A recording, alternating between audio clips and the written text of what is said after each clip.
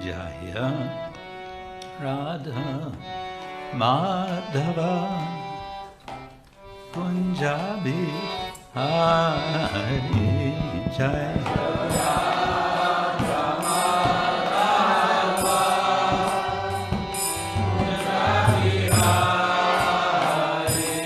Jaya Radha Madhava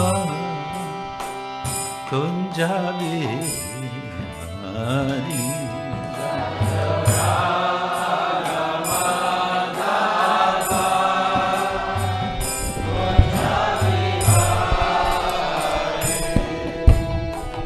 Gopi Janavara Girivara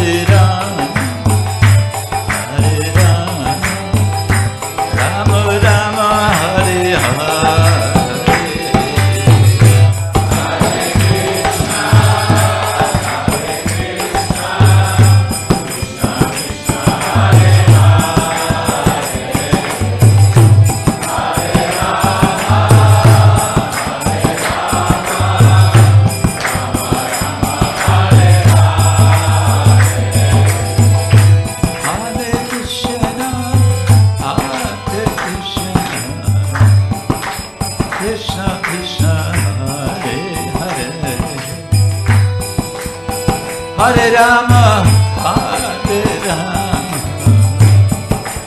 Rama Rama, Hare Hare, Hare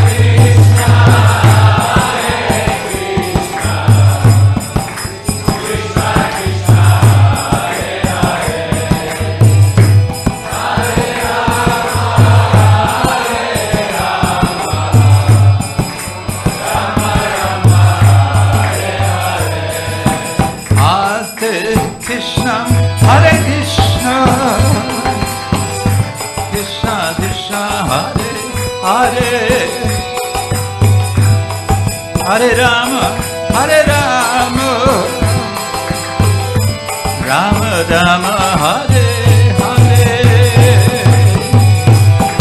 Hare Krishna, Hare Krishna, Krishna Krishna, Hare Hare, Hare Rama, Hare Rama, Rama Rama, Hare Hare, Hare Krishna, Hare Krishna, Krishna Krishna, Hare Hare, Hare Rama, Hare Rama, Rama Rama, Hare Hare, Hare Krishna, Hare Krishna, Hare Hare, Hare Rama, Hare Hare, Hare Krishna, Hare Krishna, Hare Krishna, Hare Krishna, Krishna Krishna, Hare Hare,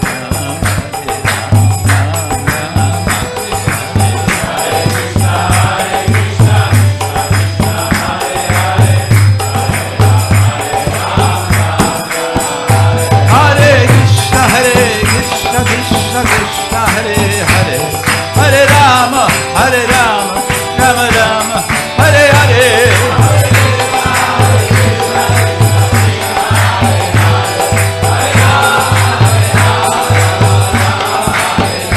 Hare Krishna, Hare Krishna, Krishna Krishna, Hare Hare, Hare Rama, Hare Rama, Rama Rama, Hare Hare,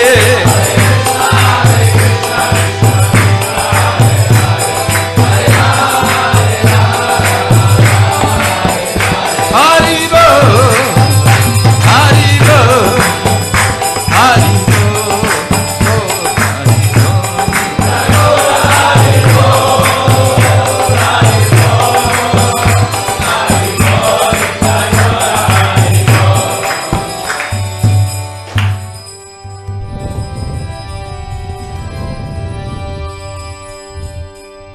Srila Prabhupada ki jai, Ananta Koti Vaishnavarinda ki jai, Shishi Panchatattva ki jai, Grantaraja Srimad Bhagavatam ki jai, Gaur Premanande.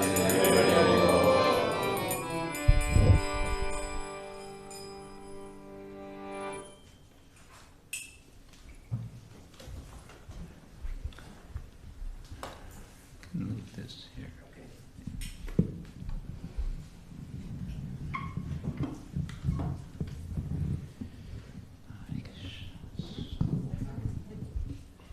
Have a look. Leave it.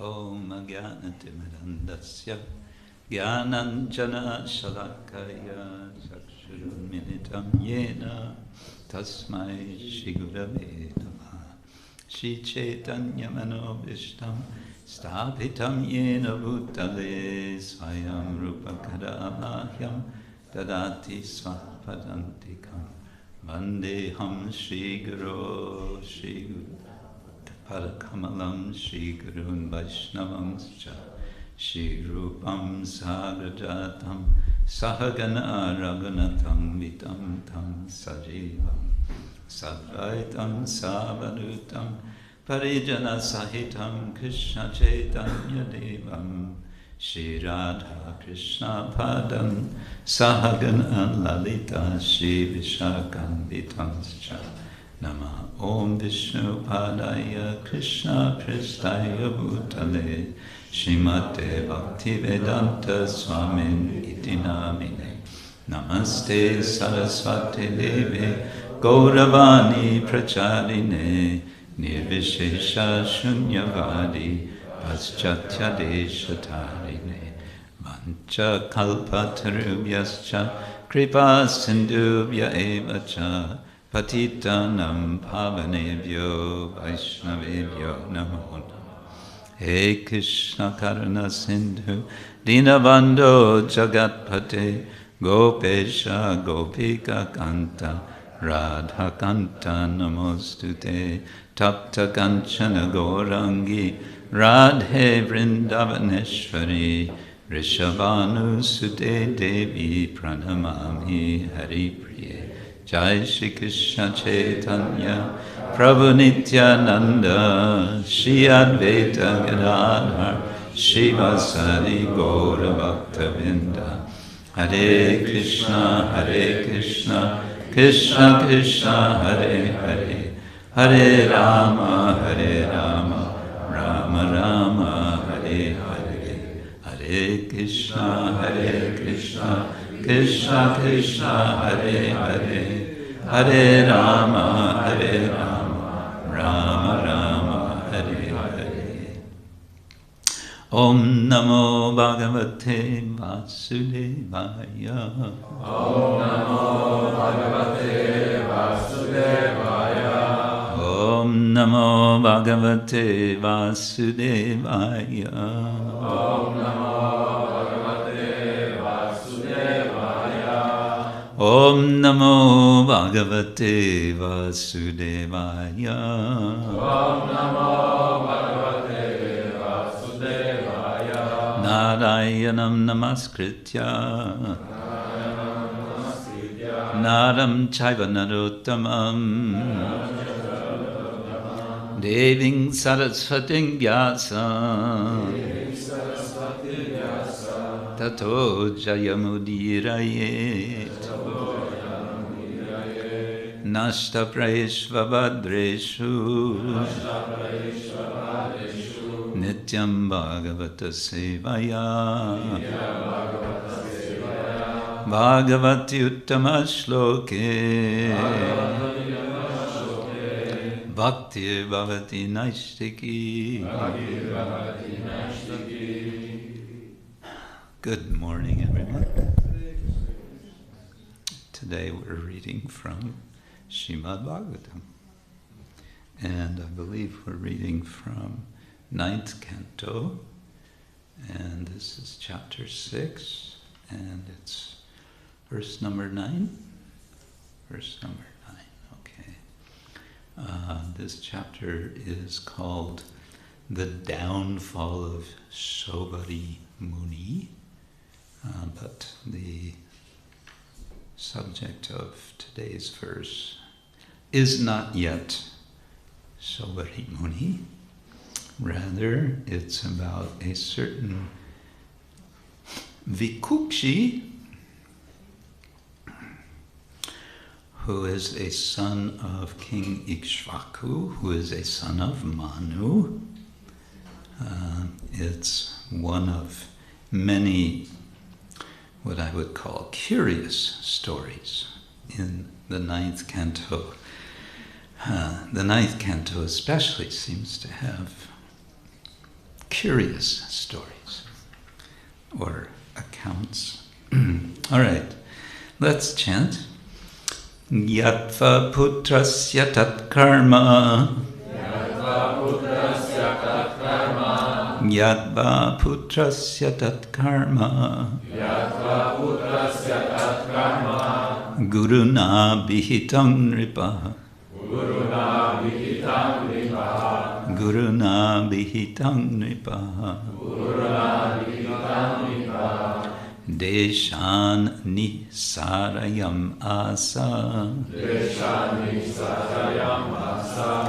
Deśān niḥsārayām asa. Deśān niḥsārayām asa. Sutam tyakta-vidhiṁ ruṣā. Sutam tyakta-vidhiṁ ruṣā. Sutam tyakta-vidhiṁ ruṣā. Sutam tyakta-vidhiṁ ruṣā. Jñātvā putrasya tat karma. Jñātvā putrasya tat karma. Guruṇābhihitaṁ nṛpaḥ. Guruṇābhihitaṁ nṛpaḥ. deśān niḥsārayām sutam tyakta-vidhiṁ ruṣā.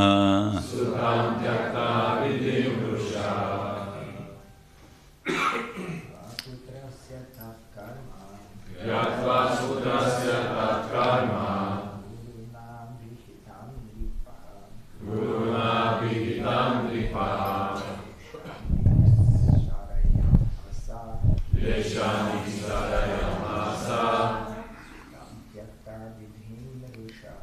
sutam tyakta-vidhiṁ ruṣā.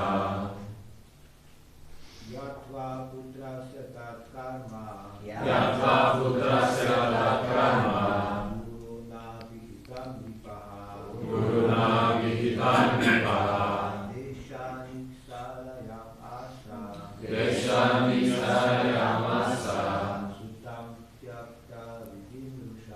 sutam tyakta-vidhiṁ ruṣā. Ladies? Jñātvā putrasya tatkarma,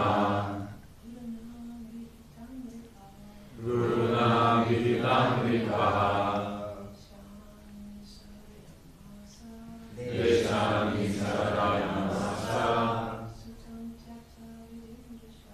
sutam tyakta-vidhiṁ ruṣā.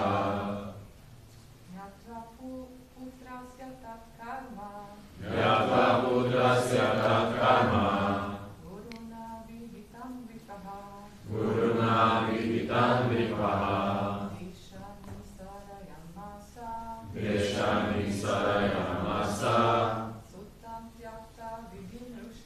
sutam tyakta-vidhiṁ ruṣā. Sophia?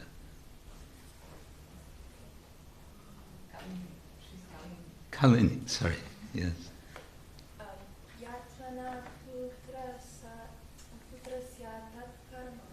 Jñātvā putrasya tatkarma, guruṇābhihitaṁ nṛpaḥ, deśān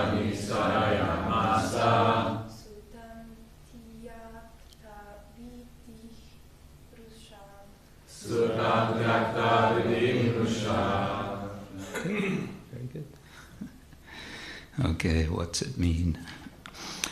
Jñātvā, knowing, putrasya, of his son, tat, that, karma, action, guruṇā, by the spiritual master, Vasiṣṭha, abhihitam, informed, nṛpaḥ, the king, Ikṣvāku, deśāt, from the country, niḥsārayām asa,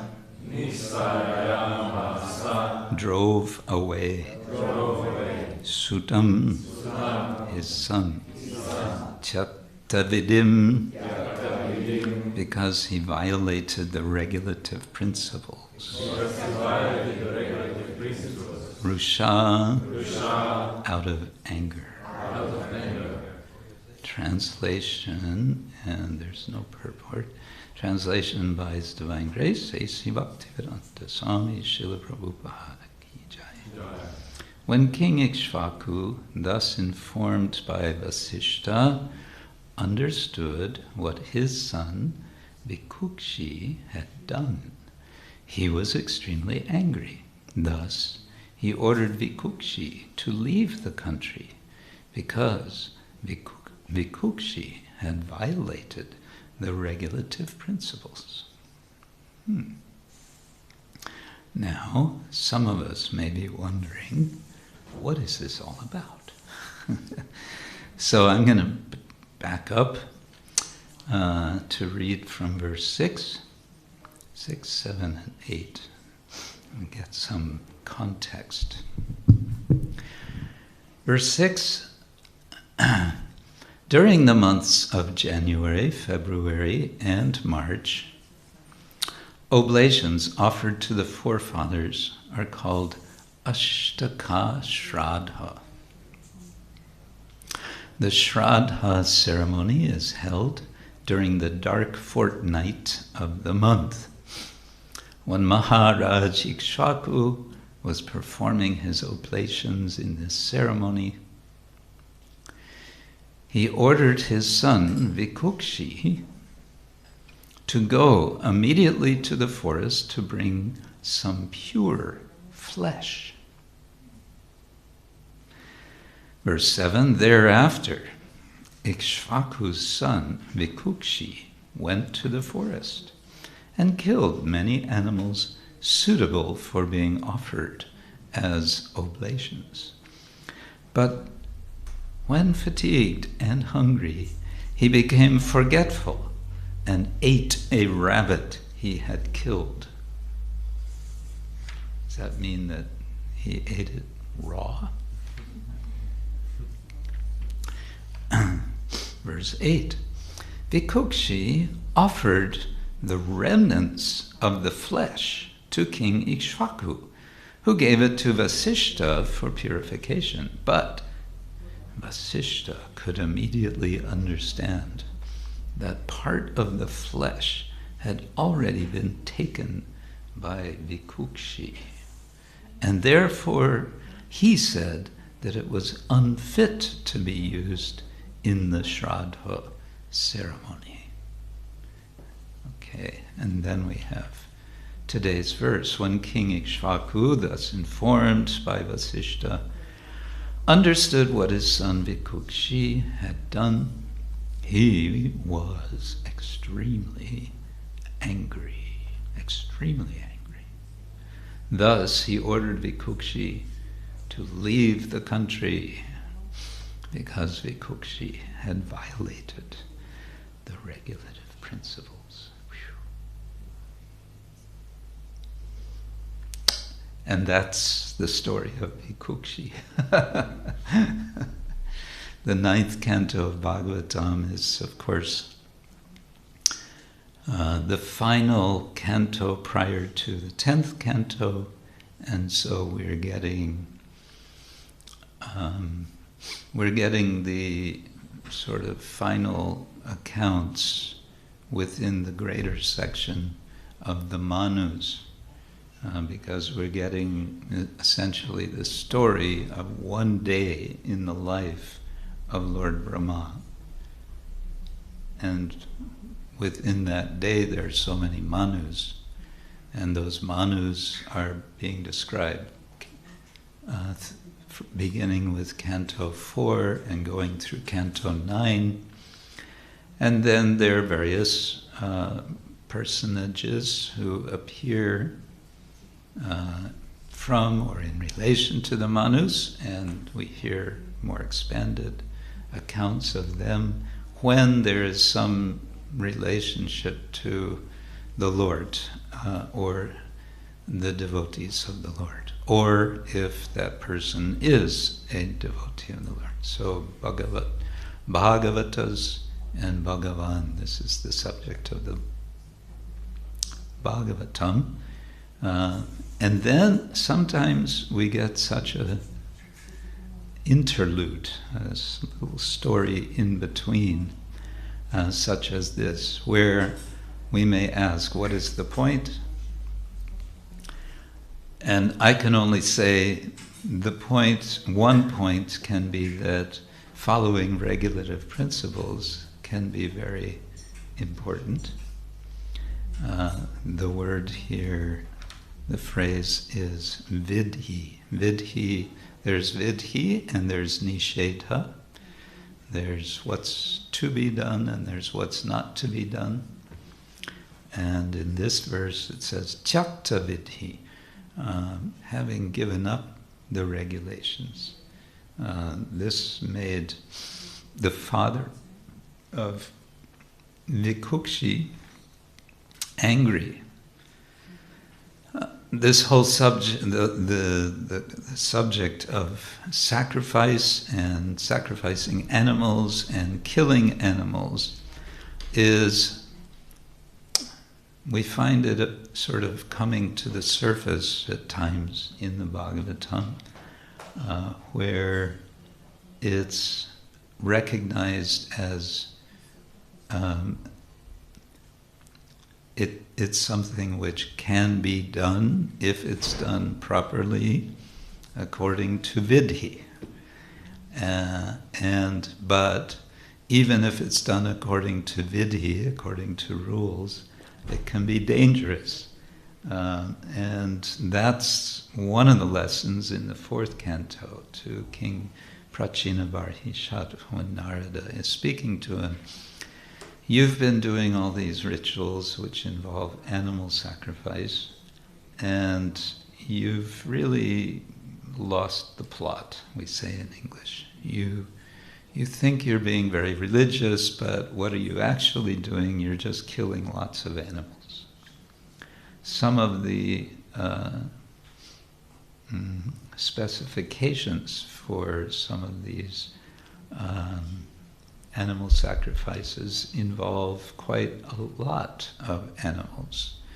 And we may wonder, why kill animals in a sacrifice? Why? And the answer is, there's no real answer. One answer we get is that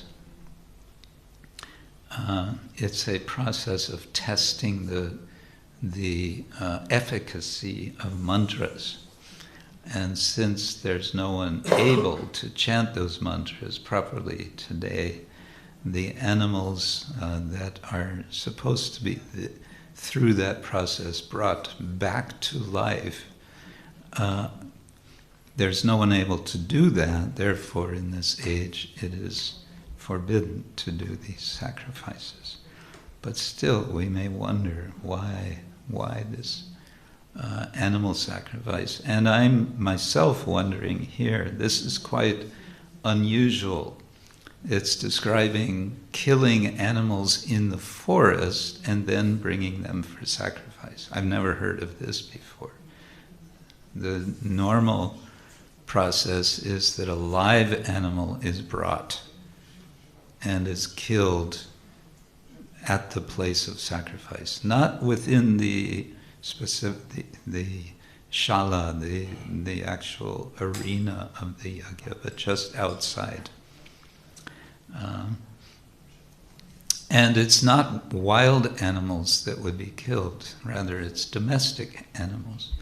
There's two kinds of animals, there's mriga and there's pashu. Mriga often means deer, but more generally it means animals of the forest.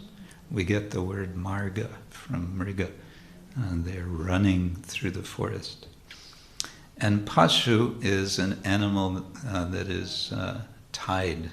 It is tied around the neck. It's held, it's kept, and that's a pashu. So, for example, goats. Goats are offered in sacrifice. All of this we can say is a kind of dark side, I would say a dark side of Vedic tradition in the broadest sense. Dark in the sense that it's not something we're interested in. We understand that sacrifice has a higher purpose, and that purpose is pleasing the Supreme Personality of Godhead. Yagyartat karmano nyatra loko yam karma bandhana. Tadartam karma konteya mukta sangha samachara. If yagya is done properly, samachara,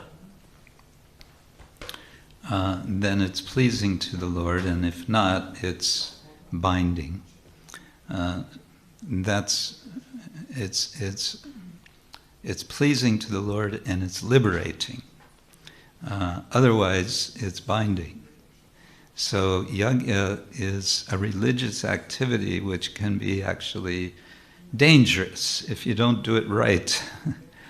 And so it's a place where rules are sort of the key issue, following the rules. But the rules described here is, to me, very surprising. I don't know what this would, what sort of sacrifice this would be. It says it's for śrāddha. So maybe śrāddha is some different style of sacrifice. I would be not knowledgeable about this. Having said all that, we can take the word guruṇā, which is the instrumental by the guru, and we can take it as a prompt for remembering that today is Guru Purnima.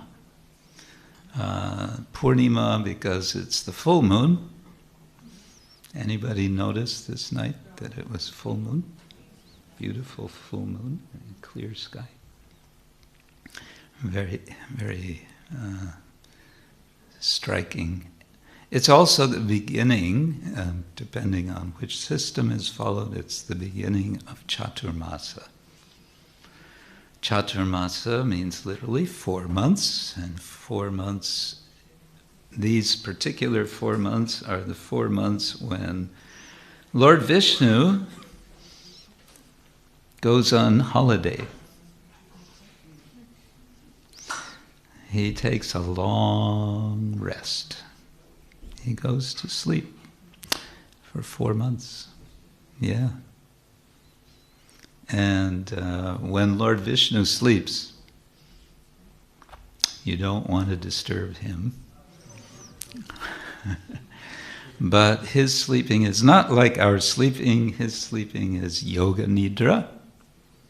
And it's not just nidra, it's yoga nidra. So in Lord Vishnu's sleep,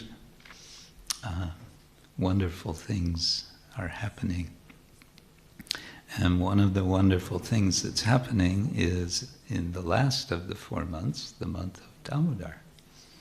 And we all like to celebrate that month, Kartik, with special observances and remembrances of the Lord as Damodar. So Guru Purnima is a celebration of the appearance. One understanding, main understanding perhaps, is it's the celebration of the appearance of Srila Vyasadeva, who is, in many respects, we understand, he is Adi Guru. And why is he Adi Guru? Well, we understand that Srila Vyasadeva, Krishna Dvaipayana Vyasa, the Vyasa who was born on an island, a dvipa, under special circumstances. His mother, Saraswati, his father, Parasara Muni,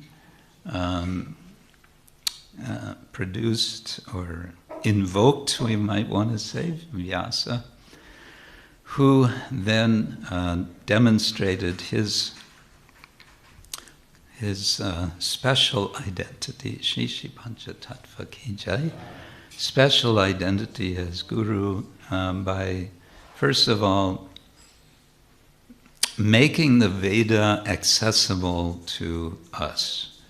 Accessible by organizing, we may say. He was like an editor of the Veda, dividing it into 4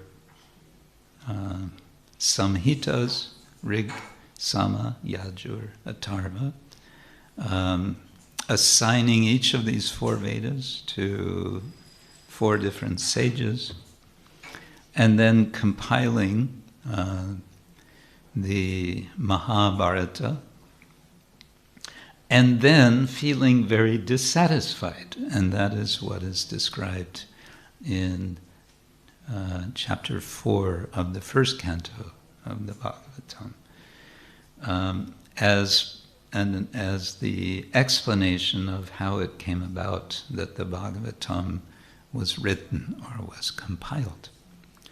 Vyasa was not happy. He was a prolific writer, and writers are, trying to express something for the world, and he had been doing this with the Vedas and then the Mahabharata, but something was wrong, something was incomplete, something was not satisfying his heart. And he actually knew what the problem was, but he needed confirmation. And that confirmation came from his guru, right? Narada came. Narada has this way of just showing up at just the right time in the right place. Whenever there's an issue, then bing, there's Narada. You may wonder sometimes, why doesn't Narada just show up when I'm desperate, need of guidance? Well, maybe he is showing up, but maybe you're not recognizing him. In any case, Narada appears and confirms. He confirms what Vyasa had suspected, which was that he had essentially missed the point. He had been writing so much about the purusharthas, dharma, artha, kama, and moksha. And that was all not a bad thing, really, but then again, not really helpful for the purpose of human life. And so he was, in a sense, scolded by Narada. Narada scolded him. You've done all of this, but what's the point? You've missed the point. The point is to glorify the Lord. And so he sends him to fulfill that task, for which first Srila Vyasadeva sits down and meditates. And Sutta Goswami then describes for us what Vyasa realized in his meditation. Let's see if I can remember. Bhakti yogena manasi samyak pranihite amale apasyat purusham purnam mayam chatat apashrayam. First of all, he saw the Lord, purnam, purusham purnam. He saw the complete Lord. And at the same time, he saw Maya. He saw the Lord, and he saw the Lord's illusory energy. Then, yaya samohito nita. Okay, now I'm going to have to take help. I know this verse, but it's just in the back of my mind. Here it is. Yaya samohito jiva, of course. Atmanam tri gunatmakam paro api manute anartam tatkritam cha abhipadyate. Vyasadeva also saw that there's the jiva, and the jiva has a problem. That's us. And what is the problem? The problem is that we come under the influence of Maya. And so, para api, although we are superior, para, we are of superior energy, manute, we think otherwise. What do we think? We think Atmanam Trigunatmakam. We identify with this material energy of three qualities, trigunas. And therefore we suffer. Tat kritam, having done this, having thought in this way, then abhipadyate, we become overwhelmed and we suffer. So, Vyasa is seeing the Lord, he's seeing Maya, he's seeing how the jivas come under the influence of Maya, and then, now comes the good news. Anartha upasamang sakshat bhakti yogam adhokshaje lokasya ajanato vyasash chakre, or it also another, in the Bhagavatam it says vidvan chakre. In Jiva Goswami's Tattva Sandarbha it says Vyasa. They both mean the same. It refers to Vyasa. So the good news is that Vyasa sees all of this, and therefore chakre sattvata sanghitam, he makes chakre this sattvata samhitam, the Bhagavatam. He composes the Bhagavatam, which then anartha upashama has the power to remove the anarthas of the living entities who have come under this misconception of who they are. How? By bhakti yoga. So it starts out, bhakti yogena manasi samyak pranihite amale. Through bhakti yoga, by means of bhakti yoga, Vyasa realizes the Lord, Maya, the situation of the jiva. And then he composes the Bhagavatam, whereby bhakti yoga is the means of removing anartha from our ignorance, removing the ignorance which brings about anartha. So that is quite an accomplishment. Srila Vyasadeva ki jai. Today is also the disappearance day of Srila Sanatana Goswami. And in Vrindavan, on this day, actually in Govardhan, on this day, lakhs of people. You know what a lakh is? Huh? 100,000, yes. 1 lakh equals 100,000. So in India, when they speak of big numbers, they speak of lakhs or crore. Crore is 10 million. So hundreds of thousands of people come to Govardhan on this day and night, and they circumambulate Govardhan Hill. And they remember Srila Sanatana Goswami. Sanatana Goswami was very popular in Vrindavan when he was present, as was Rupa Goswami, as were all the Goswamis. Krishnot kirtana gana nartana paro premamritam bonidi dira adira janapriyo priyakaro nirmatsaro pujito. The Goswamis were priya, they were dear, and they were priyakara, they were making dear. The dearness was on both sides. The dhiras, the English word dear and the Sanskrit deer. So the people of Braj at that time. There were two types. There were dhira and adhira. The dhira, these were the sober ones, the more cultured ones.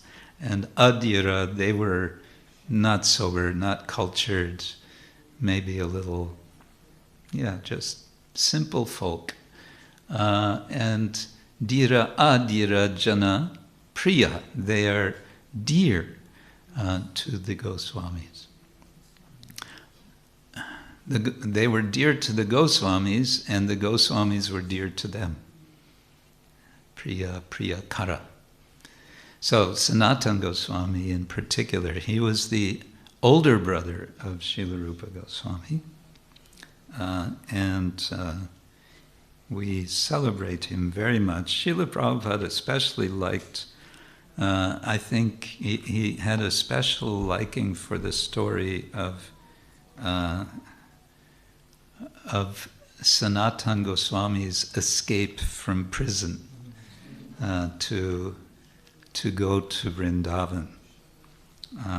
He liked to tell this story and to hear it. And it's interesting in that it involves some bribing. Bribery. If you're Sanatana Goswami, you have to be careful not to, take it that therefore I can do it. But for Sanatana Goswami, it was perfectly proper for him to bribe this prison guard so that he could get out of prison, so he could escape to go to Vrindavan.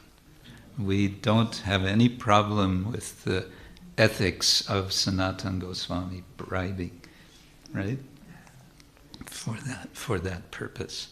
We're very happy that he escaped and he went to Vrindavan. And on the way he met Chaitanya Mahaprabhu. Where did they meet? They met in Varanasi, and Lord Chaitanya and Sanatana Goswami stayed together for a period of 2 months. And during these 2 months, Chaitanya Mahaprabhu instructed Lord Sanatana Goswami. And much of that instruction that he gave is recorded in Chaitanya Charitamrita. And when you read the teachings of Lord Chaitanya, much of that is the teachings of Lord Chaitanya to Sanatana Goswami. Sanatana Goswami went after this to Vrindavan, and he stayed for approximately 1 year only. And during that 1 year, he was feeling separation from Lord Chaitanya. So much so that after a year, he decided, I can't take it anymore. He left Vrindavan and he walked all the way to Puri. And that's about 1,600 kilometers. What's the length of Slovenia from Piran to Maribor or Tui or whatever? How far is that?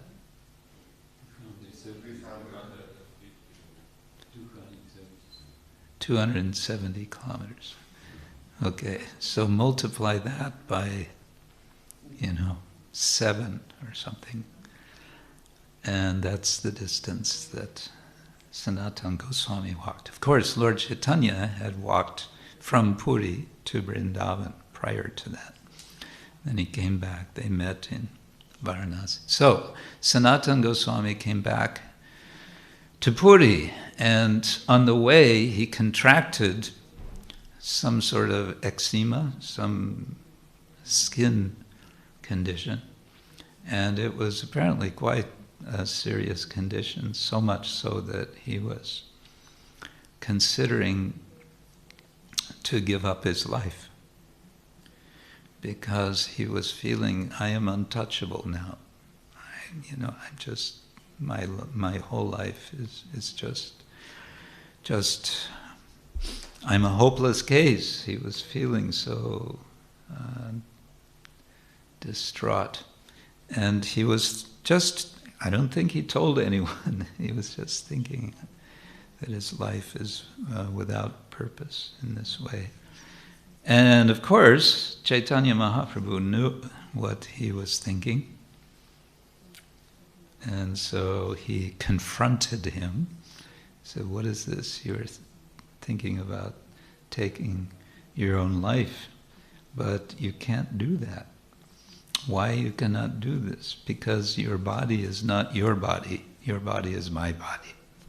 Your body belongs to me. And I have some tasks for your body, for you. And specifically, his tasks, let's see, are noted here. Yes, here we go. This is in Chaitanya Charitamrita, verse Madhya Lila, chapter 23, verse 103, and continuing. Lupta tirtha udharana bhakti shastra pracharana vrindavana Krishna seva Vaishnava Achara Bhakti Smriti Shastra. Okay. So first, Lupta Tirtha Udharana, he should find lost places in Vrindavan. That means he's going to have to go back to Vrindavan, another 1,600 kilometers back to Vrindavan. He should find these hidden places or lost places. Bhakti Shastra Pracharana, he should preach Bhakti Shastra. Vrindavana Krishna Seva, he should worship Krishna in Vrindavan, which he will do by worshipping Madan Mohan, also known as Madan Gopal. And Vaishnava Achar Bhakti Smriti Shastra, he should compose Shastra, which is Vaishnava Achar Bhakti Smriti. Now sometimes we hear that there's a certain sort of species of people called smartas. You've heard of the smartas, smarta Brahmins, and we usually we don't hear anything very nice about them. Well, a smarta is simply a person who follows smriti. What is smriti? Smriti is shastra, which is not shruti. And what is shruti? Shruti is that which is heard, literally, refers to the four Vedas, the Upanishads, and a few other texts, and then everything else, the Mahabharata, the Bhagavatam, the Puranas, some Dharma Shastras, they're called smriti.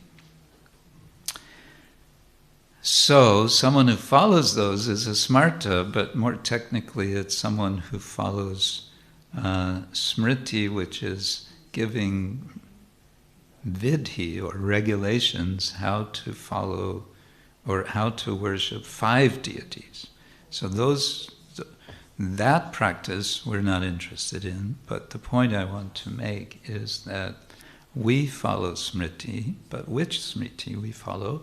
Vaishnava Smriti, and that means only worship of Vishnu. And that Vaishnava Smriti is particularly for Vaishnavas composed by Sanatana Goswami.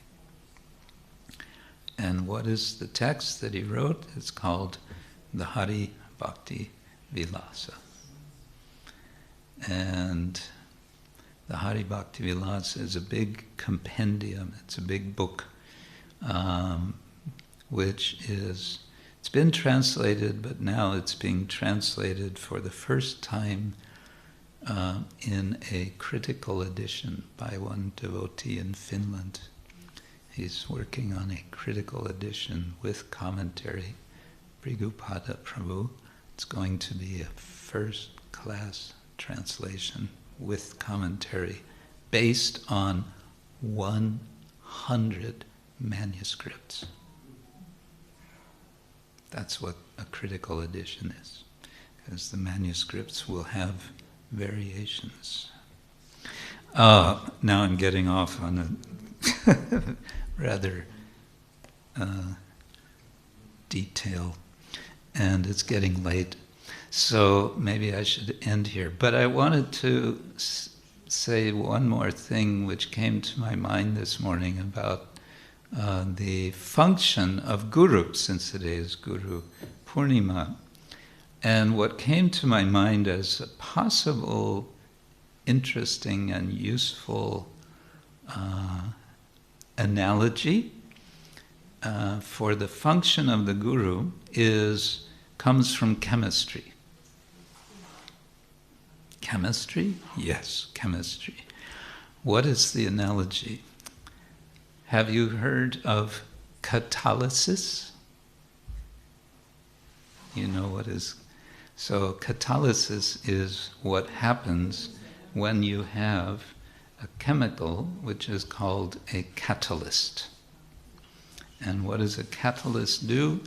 If you have some chemical solution and you want to make some transformation of that, you can add a catalyst, and that catalyst will make a chemical reaction take place very quickly. That is a catalyst. A catalyst makes a change in the chemical combination. So why do I want to compare this to function of the Guru? This is one way of understanding what Guru does. Guru changes, is an agent for changing our heart. Right? We're looking for a change in heart such that we can connect yoga with Yogeshvara, the Supreme Lord.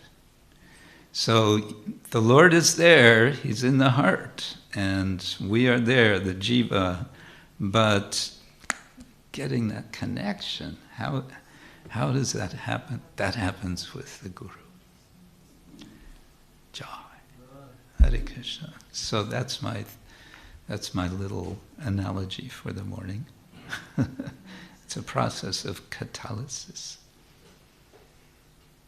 And how does that happen? It happens by hearing. We hear from and we follow the vidhi of the Guru, and we also respect the nishedha. Smartavya satatam vishnur vismartavyo najatuchit. Sarve vidhi nishedha sur etayor eva kinkara. Basically, Guru is telling us two things. Always remember Vishnu and never forget Vishnu. Those are the two rules. Okay, I got that. Thanks very much. Hare Krishna. No need for Guru now, because I heard that. No, that won't work either.